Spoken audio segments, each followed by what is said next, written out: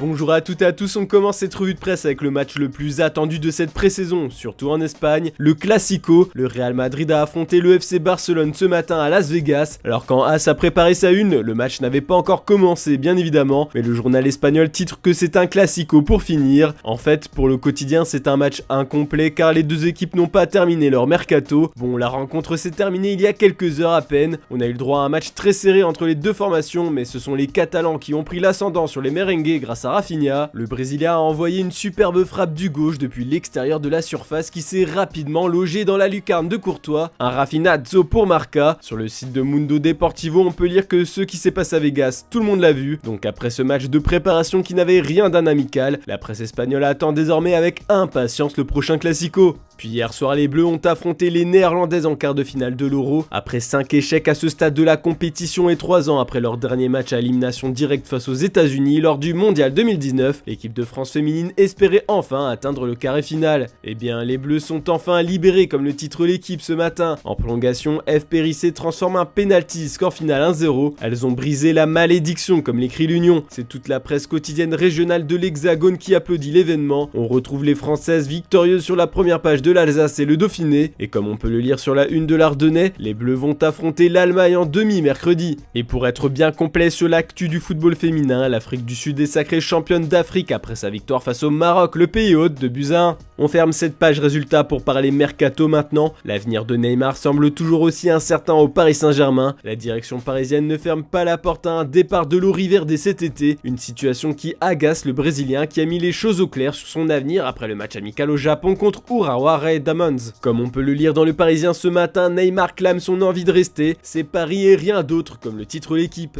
Je veux toujours rester au club, jusqu'à présent le club ne m'a rien dit, donc je ne sais pas quels sont ses plans pour moi. La vérité c'est que je n'ai rien à prouver à personne, a déclaré le numéro 10 parisien. Puis dans l'actu du PSG, le président du Barça a clairement ouvert la porte au retour de Messi en Catalogne au micro d'ESPN. Je désire que le chapitre de Messi au Barça ne soit pas terminé, je pense que c'est de notre responsabilité que ce chapitre qui est encore ouvert puisse avoir un moment où les choses se fassent comme elles auraient dû se faire et qu'il y ait une fin bien plus heureuse, a ainsi lancé Joan Laporta. Une déclaration qui ne va pas être oublié par les supporters de Barcelone. En parlant des Blaugrana, Jules Koundé est tout proche de signer avec le club de Xavi. Tous les journaux catalans poussent pour qu'il arrive rapidement au Barça. Tous ensemble pour Koundé, titre Sport ce matin comme cri de ralliement. C'est la guerre entre Chelsea et Barcelone pour le défenseur français de Séville. Les coulés ont fait une dernière offre aux Andalous. Ça se rapproche des exigences du club espagnol. Alors le seul qui va trancher pour son futur, c'est Koundé. Et là, avantage pour le Barça qui est très optimiste comme l'explique Mundo Deportivo. D'ailleurs, en conférence de presse ce matin, Xavi n'a pas caché son envie d'encore recruter à tous les postes pour continuer à gagner. On part en Angleterre maintenant. Ce matin, les dernières déclarations d'Antonio Conte ont fait couler beaucoup d'encre. Hier, en conférence de presse, l'entraîneur de Tottenham s'en est pris à l'entraîneur du Bayern Munich, Julian Nagelsmann. En fait, le manager allemand a fait du pied à Harry Kane en assurant qu'il pourrait marquer beaucoup de buts en Bundesliga et que c'est un joueur brillant. Conte est donc furieux de voir Kane courtisé, comme le titre le Sun ce dimanche. Ces derniers jours, les médias allemands ont révélé que le Bayern serait tenté de mettre la main sur Kane pour remplacer l'attaquant Robert Lewandowski, et comme le rapporte The Daily Telegraph, cette situation fait enrager Antonio Conte qui trouve irrespectueux que Nagelsmann passe par les médias avant de parler au club concerné pour recruter des joueurs. Tottenham ne laissera pas filer la star anglaise, ou alors il faudra faire un chèque monstrueux pour les convaincre. Les Bavarois sont prévenus. Enfin, c'est surtout Cristiano Ronaldo qui fait les gros titres des tabloïds anglais. Si vous nous suivez tous les matins, vous savez que Cristiano Ronaldo veut absolument jouer la Ligue des Champions. Il est donc déjà prêt à quitter Manchester United. On apprend dans les pages sport du Sunday Mirror que les Red Devils ont trouvé une solution acceptable pour le laisser partir. Les dirigeants mancuniens sont toujours catégoriques, il n'est pas à vendre, mais par contre un prêt c'est envisageable. D'après le Daily Star on Sunday, MU veut que la superstar déclenche sa clause d'option d'1 an de prolongation afin qu'il puisse retourner à Old Trafford l'été prochain. Il sera prêté donc cette année dans un club qui joue la prestigieuse compétition européenne et l'année prochaine il remet le maillot rouge car Manchester est sûr de se qualifier pour la prochaine édition. Ron s'en va mais pas pour de bon comme le résume le Sunday Express. Enfin, une autre solution est envisagée par les journalistes du Times. D'après le quotidien, l'Atlético de Madrid veut sacrifier Antoine Griezmann pour s'offrir Cristiano Ronaldo. Les Colchoneros veulent vendre le français pour libérer de la masse salariale et enfin signer Ronaldo. Voilà, c'est tout pour ce dimanche. Comme d'habitude, on se retrouve demain matin pour une nouvelle revue de presse. N'oubliez pas le JT Foot Mercato en fin d'après-midi et bonne journée à toutes et à tous.